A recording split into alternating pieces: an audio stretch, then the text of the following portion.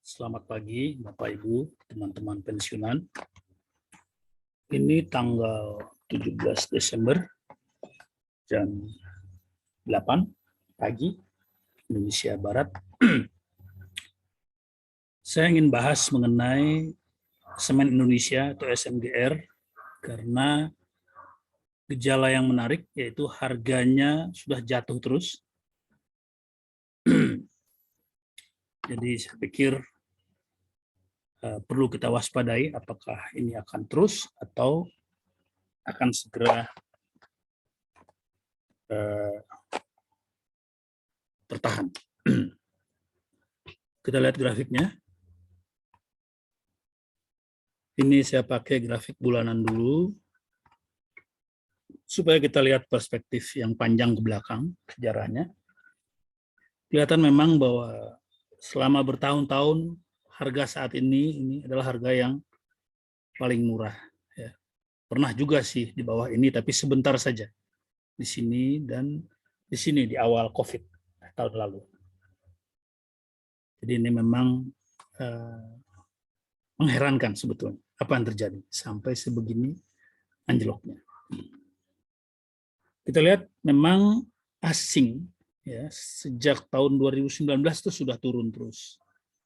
Ya. Nah, kurang lebih cenderung turun terus, hampir tidak pernah masuk lagi. Ataupun kalau masuk ya sedikit lah. Tren utamanya tetap terus menurun. Jadi ini mengingatkan saya pada Unilever beberapa bulan yang lalu, itu juga ada pola demikian sehingga harga turun terus. Cuma sekarang kelihatan bahwa harga ini sudah betul-betul di bawah, hingga apakah akan ada perlawanan ke atas. Nah ini yang menjadi pertanyaan. Ini adalah grafik mingguan, lebih tajam. Ya. Kelihatan, minggu ini harga masih turun terus ke bawah, belum ada buntut. Jadi memang menarik. Volume dinamis sekali dan asing turun dengan drastis, lumayan drastis, tidak seperti biasanya. Kalau asing keluar terus, maka seolah-olah kehilangan satu kaki ya. Tadinya ada asing, ada lokal. Kalau asing keluar terus, maka tentu akan terjadi harga yang goyah.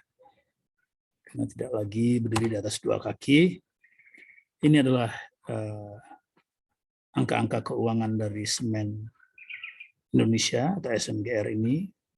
Kita fokus dulu pada neraca laba rugi, bukan neraca, namanya laporan laba ruginya atau income statement. Net profit kelihatan tahun 2021 ya, akhir tahun ini prediksinya masih 1,8 triliun, 1,8 triliun. Sebelum COVID itu adalah 2,3 triliun dan tahun lalu malah 2,8 triliun waktu COVID sudah mulai.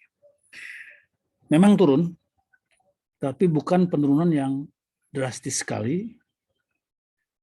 Ya, kira-kira 24, 4 triliun berkurang, 400 miliar berkurang, ya, atau 550 miliar, kurang lebih 20% lah, 25%. Jadi memang menurun, tapi tidak drastis dan tidak menunjukkan pelemahan yang luar biasa. Malah kita lihat bahwa bunga bank itu mengecil. Sekarang tinggal 1,68 triliun, sebelumnya itu 2,3 triliun. Jadi jelas ada perbaikan dengan berkurangnya hutang. Coba kita lihat lebih panjang ke belakang, mulai dari tahun 2015. 2015 ini di sini, ini mungkin belum program infrastruktur ya, belum berjalan lancar, sehingga penjualan semen masih 27 triliun. Sedangkan pada tahun tertingginya adalah tahun 2012 yaitu 2019 40 triliun. Jadi melejit selama 3 tahun terakhir. Nah, pada saat masih 27 triliun ini, net profitnya adalah 4,5 triliun, malah lebih bagus. Jadi mungkin saja memang saat digenjot program infrastruktur, profitability dikurangi, barangkali ya disengaja, supaya bisa lancar pembangunan infrastruktur. Jadi memang mendapat tekanan.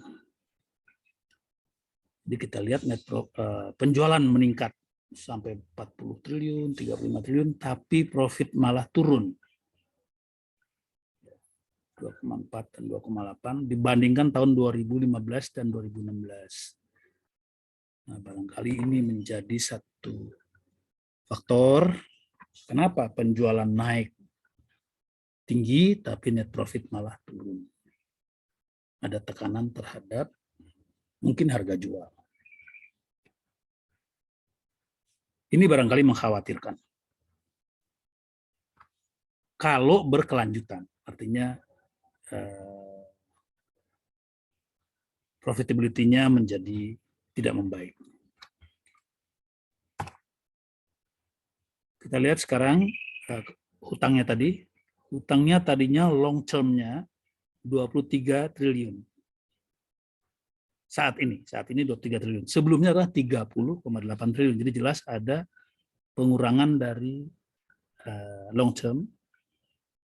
Tetapi short term-nya yang nambah dari 11,5 bertambah menjadi 14 triliun. Tapi in total tetap berkurang. Ya. Ini 41, di sini 37 ada berkurang, sehingga bunga bank juga berkurang. Equity naik dari 35,6 menjadi 39,4. Jadi struktur keuangan sih baik-baik saja menurut saya. Kita lihat sekarang rasio-rasio. Tadi menyangkut hutang, kita lihat debt to equity-nya saat ini menjadi 0,95. Di bawah 1 sudah. Kalau sebelumnya ini di atas 1 ya, tahun 2019 dan 2020, sekarang sudah turun ke bawah 1. Mulai membaik. Kalau tahun-tahun dulu memang kecil sekali hutangnya.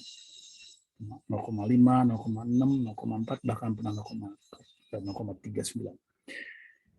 Tapi ada perbaikan dari sisi hutang, dan menurut saya itu cukup baik.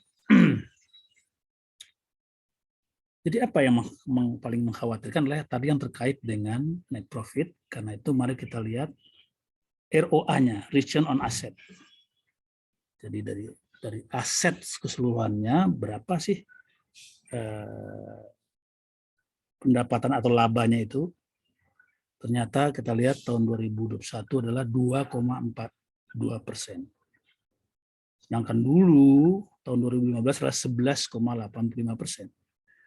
Jadi sudah turun tinggal 1/5-nya. Kurang lebih 1/5-nya. Jadi return on asset-nya memang mengecil jauh.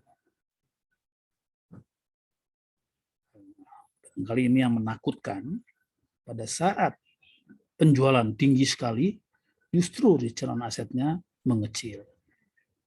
Begitu juga return on equity terhadap modal, dari tadinya 16,5% tinggal 1/4-nya, kurang lebih ya, 4,7%. Barangkali ini membuat kekhawatiran akan masa depan Semen Gresik, tidak lagi mengutamakan profit, tapi lebih mengutamakan pelayanan, penjualan yang besar, tapi profitability-nya mengecil. Ya mungkin saja ini memang kebijakan pemerintah untuk mendukung infrastruktur, tapi bagi investor asing mungkin tampak sudah tidak menarik. Apalagi ke depan mungkin khawatir bagaimana kalau penjualan malah menurun karena dampak pandemi dan berkurangnya proyek infrastruktur. Jadi sini kita lihat ROA dan ROE-nya mengecil, ya, tadi sudah kita bahas. Tapi kalau kita lihat EV per EBITDA, EV ini adalah enterprise value. Jadi nilai perusahaan kalau dibeli pada harga saat ini, pada harga pasar. Harga pasar sekarang 7.700, 7.500-an kurang lebih. Pada harga itu disebut enterprise value. Nah, kalau dibagi dengan EBITDA, artinya cash yang dihasilkan dari bisnis ini, kurang lebih begitu. Ternyata pada tahun ini cash itu bisa digunakan untuk membayar untuk mengembalikan enterprise value-nya. Jadi kalau ada orang yang membeli perusahaan ini dengan harga sekarang, dengan EBITDA yang ada seperti saat ini, 11 tahun sudah balik modal. Kalau EBITDA-nya tetap. Nah, kalau EBITDA berkurang terus tentu tidak jadi. Jadi ini masih baik. Kalau EV per EBITDA 10 tahun saya kira ini masih bagus, cuma apakah akan bertahan seperti itu tahun-tahun ke depan? Mungkin itu yang menakutkan. Jadi begitulah asing keluar dari SMGR secara serius, sehingga harga menjadi miring. Selanjutnya tentu tergantung pada program Pak Jokowi dan Pak Hadi, PU, apakah akan melanjutkan program infrastruktur. Hai, halo, ini cucu saya ikutan. Halo sayang. Itu juga tergantung pada Ibu Sri Mulyani yang mengatur anggaran belanja negara, serta Pak Erick Thohir, Menteri BUMN. Saya sih hanya berharap bahwa harga ini dari sisi grafis, ini tadi kembali kita pada grafik bulanan, ini 6 bulan terakhir kita lihat ada satu candle yang dominan di sini, ya 6 bulan lalu, atau kita zoom saja ya, kita lihat. Nah ini 6 bulan terakhir, ini ada candle yang dominan di sini. Jadi saya berharap bahwa inilah yang menjadi iya. Ada. Iya, tunggu ya. Aku belum selesai. Nah, jadi saya berharap supportnya ada di sini dan harga bisa kembali berada dalam kisaran candle ini. Harapan saya begitu. Tapi belum tentu terjadi. Tapi saya jaga-jaga, mulai waspada. Kita lihat untuk grafik harian, kelihatan masih terus tertekan ke bawah. Jadi saya belum berani masuk. Juga saya lihat grafik 40 menitan ternyata juga masih tertekan ke bawah. Jadi saya belum berani masuk lagi. Saya pernah masuk, tapi waktu loss 2% saya jual saja karena saya ragu. Saya masuk di sekitaran sini. Begitu loss lagi saya jual dulu, tapi saya tetap mengikuti apa yang terjadi dengan SMGR ini. Demikian Bapak Ibu, ini karena cucu saya sudah ikut campur. Demikian dulu. Mudah-mudahan menjadi inspirasi. Ini bukan rekomendasi, hanya sekedar bahan tukar pikiran. Demikian, selamat pagi, sehat selalu.